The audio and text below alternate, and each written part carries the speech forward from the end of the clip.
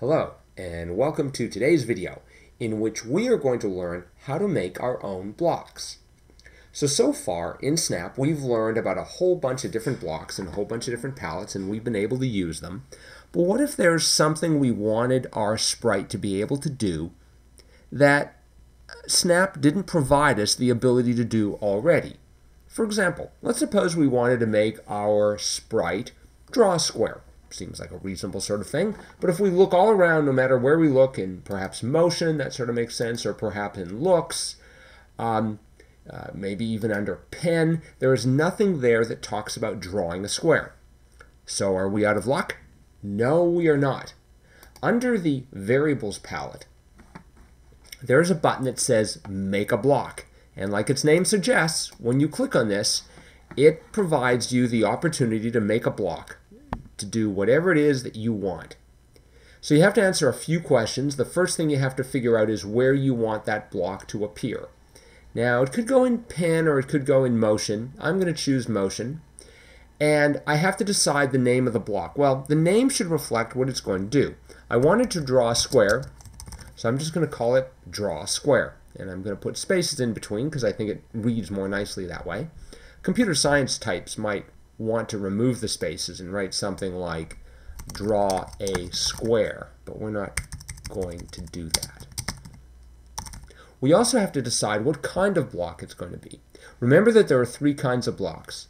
Commands do things. So for instance, set a variable to 0, or in the motion block, move 10 steps. Those do things. A reporter is a kind of block that reports a value, like X position or Y position or direction. These report values. Remember that these are relating to the location of and direction of a sprite. And finally, a predicate. A predicate is a special kind of reporter that reports true or false.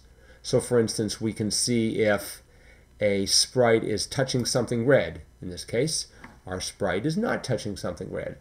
That might be pink. In any event, you hopefully get the idea. In our case, we want our square to be a command, so we click on this, and we want all sprites to be able to use this block, so we choose for all sprites and click on OK.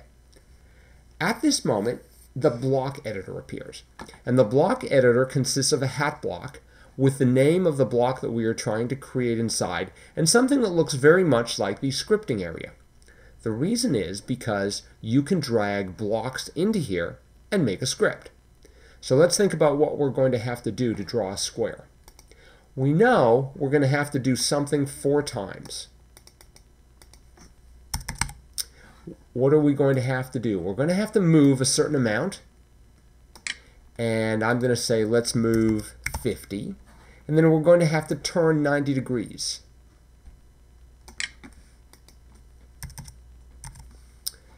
And since I'm planning to draw things, I'm going to have to lower the pen, do my drawing, and then raise the pen. And there we have it. I have the ability to draw a square. And I'm going to click on OK. And at that point, nothing seems to have changed, but if I look in the motion palette, I will see at the bottom, draw a square. And I'm going to drag this into here, and I'm going to add control to it. So I'm going to say when I am clicked, just to be fun, I'm going to say when I am clicked, I'm first going to go to a random location, and then I'm going to draw a square. I don't want to go to 0, 0. That's not really random. So I'm going to use my friend, the reporter, pick random. So it's going to go to a random X location and a random Y location. And remember that I can change these. I'm going to make this about minus 240 to 240 and minus 180 to 180 and draw a square. I don't want to do that just once. I want to do that repeatedly. So I will do that, let's say 10 times. And before I do that, I think I want to clear the stage. There we have it. And now our own block, draw a square, is just sitting there in the middle of another script, and when I click on this, I get a bunch of squares. That was fun. Now, you may be thinking, well, wait just a moment. I don't want my square to be always of size 50. Well, you can go into Motion and right click, and you can choose you have the ability to delete the block or edit it. So I choose edit, and you can say, all right, I'm going to make them of size 25, and I click on OK. And now when I click, I happen to click here on the script. I also, in fact, probably should have clicked on the sprite. Of course, I have to find the sprite.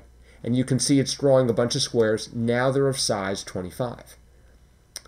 You may still be thinking, but wait, I want to be able to specify the size of the square. Just like I don't have to say move a fixed number of steps, I can put a number in here. How will we do that? Well, this is what's known as a teaser, because to discover that, you're going to have to watch part 2 of this video on how to build your own block. By the way, just a historical factoid here. The original name for Snap was Build Your Own Blocks.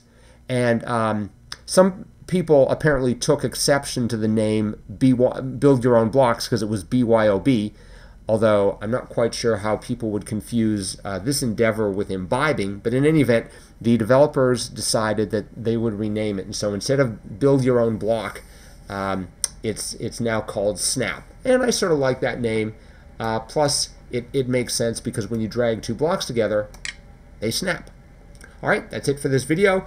Come back for part 2 where we will be talking about how to customize your blocks by providing their own inputs. It's going to be a pretty exciting video. See you then.